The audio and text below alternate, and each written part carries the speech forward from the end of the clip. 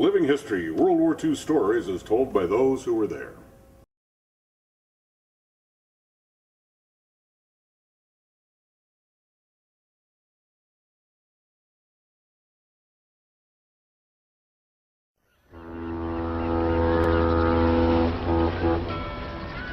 In August of 1944, the Buffalo Soldiers arrived in Italy. Ulysses Lee, the official government historian for the employment of Negro troops during World War II, was there. As the thousands of black fighting men debarked from the crowded troop ships, they presented an impressive and awe-inspiring spectacle.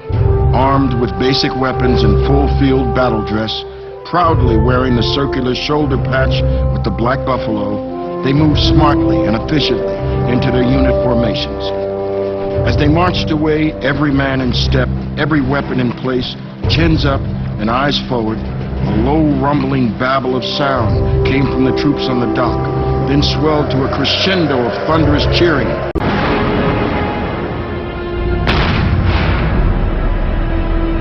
The 92nd Infantry battled some of Germany's best trained troops as they fought their way through Italy.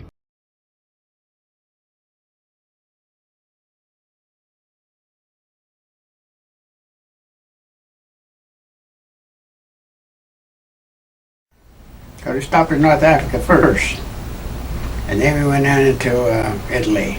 But we did get a little of the battle in Sicily, and but they took us out and moved us north, and then we came into Florence in the battle.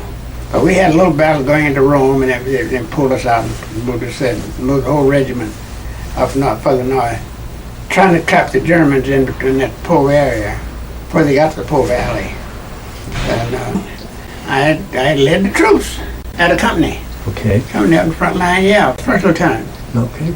Yeah, I got a battlefield promotion.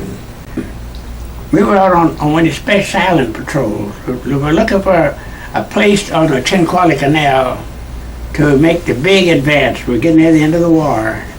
And we were looking for a place in Cinquale Canal. We're looking for one little spot where we could hide a platoon, or maybe two platoons, not two platoons. And I drew that patrol going out there looking for that spot. No guns, but all silent.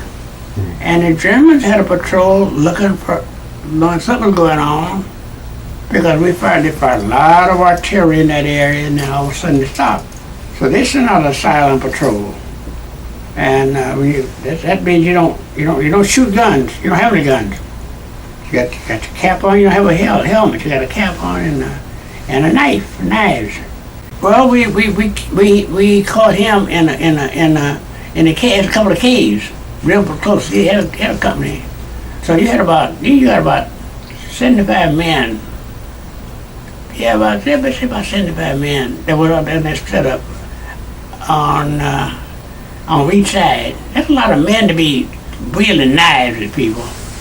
So you don't know who's going to get there. But it was a knife situation. A lot of screaming, but no guns.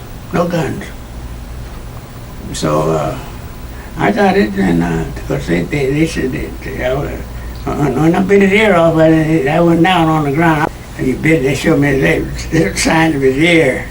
I spit it out, but I mean, you don't know what he was bigger than me, but he was a company. He was in charge of patrol, just like I was. And everybody split up and started fighting. You take part.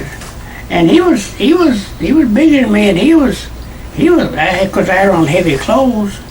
And he was whacking pretty hard, and like I said, straighten out my hair. That's not true, but I always say that. So that knife was going across my head. That's all I could hear. I still hear those damn that noise every once in a while in my sleep. Ding, ding, ding, ding, And he was cursing in English, calling me some bad names. He knew the Southern language, and he was determined to let me. That I wasn't going to come out, and I was determined I couldn't run, and we just got to swinging, and all of a sudden this thing, and I grabbed on his ear, and he shook me like a, you know how you shake a chicken in the old days?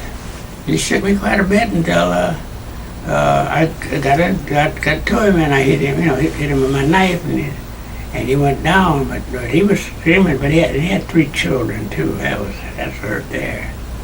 Three little children. And but what do you do? It was just a case of my luck. It was just a case that when I saw his ear go by me, I just grabbed it. I would have grabbed anything. I'd have run if it'd give me a chance. But you can't run like and think like that. Yeah, because you just don't run. You can't run. Because they catch you running, they'll kill you. I mean, you just don't run. I don't know what the hell to do. I got, my clothes were cut. My clothes were cut. I may have had a scratch or two. I mean,